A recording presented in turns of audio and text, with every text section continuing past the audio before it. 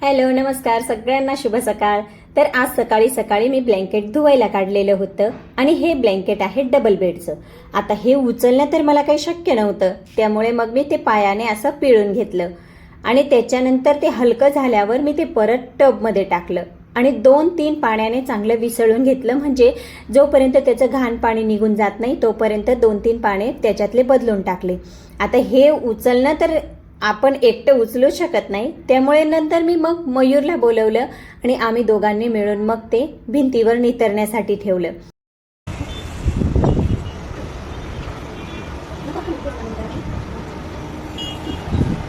आता इकडे तुम्ही बघू शकता किती प्रचंड उन्हाळा आहे। दुपारचं तर बाहेर निघणं अशक्यच असतं, पण सकाळचे 9 वाजलेले आहेत तरी बाहेर निघायला अगदी नकोसं वाटतं। इकडे मशीनला लावलेले कपडे पण धुतले गेले होते।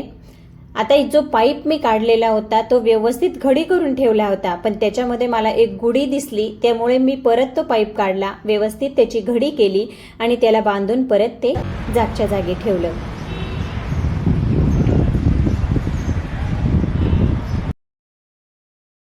बाहेर इतकं जास्त ऊन आहे, पण गॅलरीमध्ये एवढी थंडीगार हवा येत असते, त्याच्यामुळे काम करायला अजिबात सुद्धा कंटाळा येत नाही।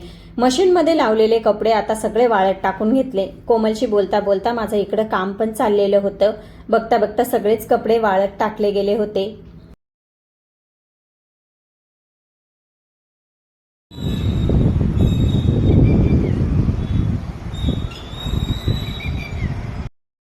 सगळं काम आवरून झाल्यानंतर मी थोडीशी फ्रेश झाले, केस वगैरे विंचरले, तयार झाले आणि बसले होते मी माझी कहाणी लिहायला, कारण माझा दुसरा चॅनल कहाणींचा आहे आणि त्याची सुद्धा मला तयारी करायची असते। आता दुपारच्या जेवणासाठी मस्त टेस्टी चमचमीत अशी सोयावडीची भाजी बनवली होती। चला तर आजचा व्हिडिओ तुम्हाला आवडला असेल तर व्हिडिओला लाईक आणि चॅनलला सबस्क्राईब अवश्य करा। चला तर भेटू पुढच्या व्हिडिओत।